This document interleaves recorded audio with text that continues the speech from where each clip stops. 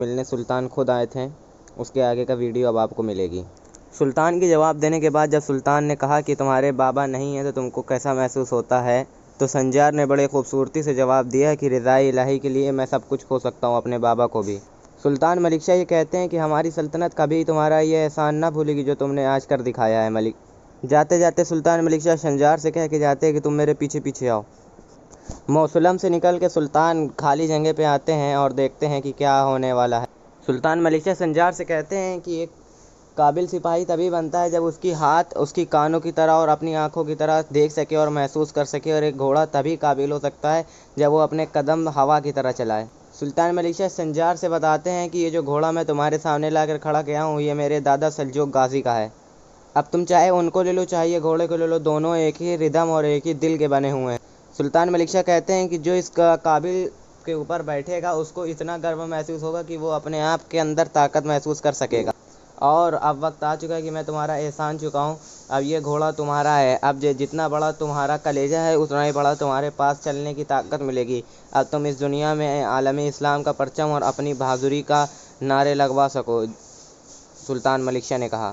بہت شکریہ میرے سلطان، یہ گھوڑا میرے لیے بہت بڑا تحفہ ہے اور آپ کے لیے خوشی کا ایک موقع، اور میں آپ سے وعدہ کرتا ہوں کہ اس کو میں اپنا گرو بنا کر چلوں گا، اور جیسے کہ یہ آپ کی عظیم الشان سلطنت کا حصہ ہے تو میں اس کو صرف ایک گھوڑا نہیں کہوں گا، آج سے اس کا نام میں رکھتا ہوں جہانگیر۔ جہانگیر؟ ہاں جہانگیر۔ تو سنجار آج سے جہانگیر تمہارا ہوا۔ ہاں جی، تمہاری قابلیت پر مجھے گرو ہے، تم نے صحیح سوچا تھا کہ یہاں ہمیں اکیلے آنا چاہیے تھا۔ چلو اب چلتے ہیں، یہاں زیادہ مزید ہمارا کام نہیں ہے۔ اب وقت آ چکا ہے حاجی کہ جس نے ہم کو دھوکہ دیا میں اس کی زبان ہاتھ کان سب کاٹ دوں۔ سلطان ملک شاہ سنجار کو آواز دیتے ہیں، سنجار اپنا خیال رکھنا، آنے والے دور میں مجھے تمہاری مدد چاہیے ہوگی۔ سنجار اپنا گھوڑا سرپٹ روانہ کر کر اپنی قسمت کی طرف بڑھتا ہے۔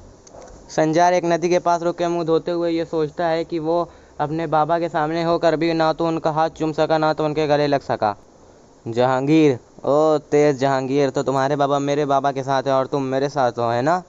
آج سے ابھی سے اسی وقت سے تم میرے لیے صرف ایک گھوڑے نہیں ہوئے، میری جان اور میرے بھائی سے زیادہ قیمتی ہو۔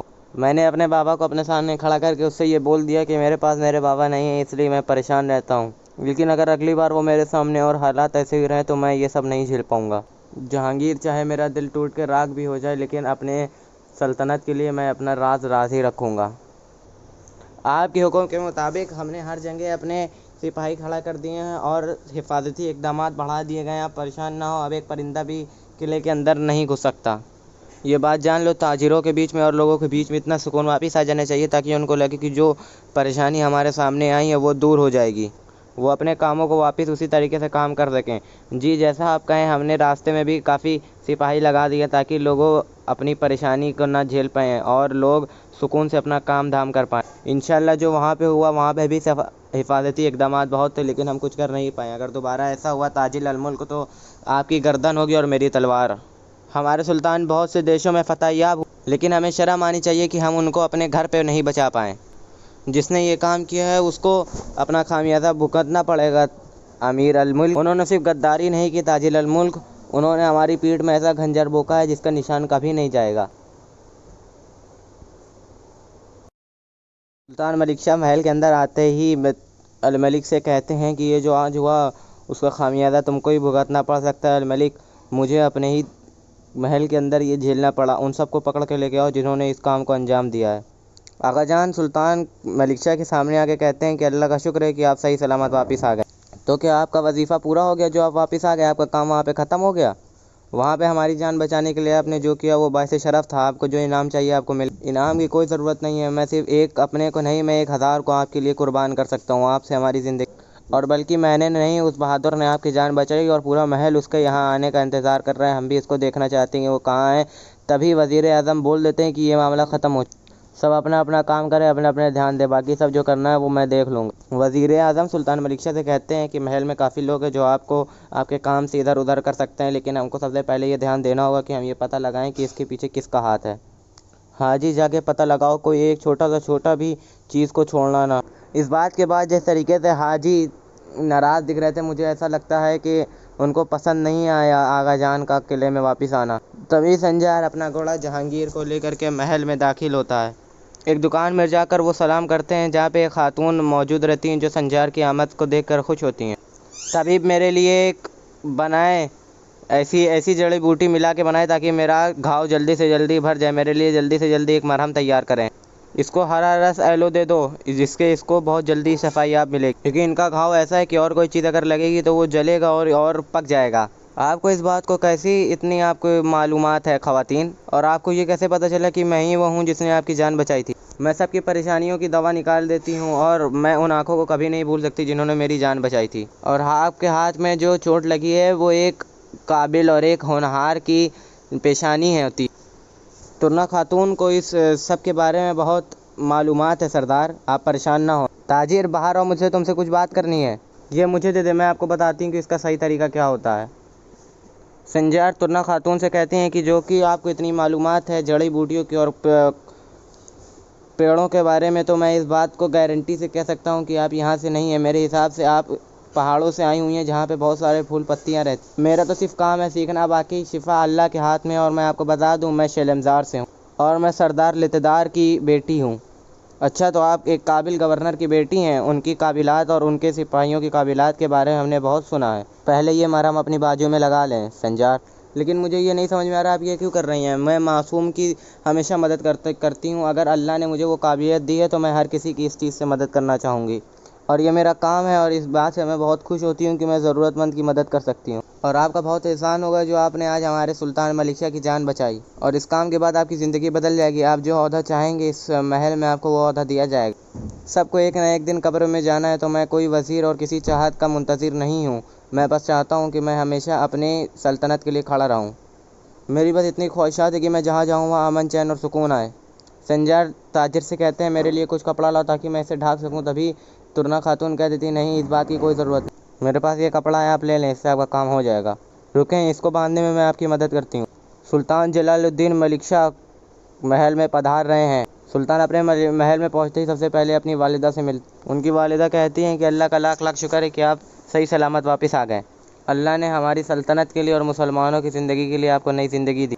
پھر سلطان اپنے تخت پہ بیٹھنے کے بعد تارکن خاتون سے پوچھتے ہیں کہ وہ کیسی ہیں، تو تارکن خاتون بڑی محبت سے کہتی ہیں اگر آپ خوش ہیں تو میں بھی خوش ہوں۔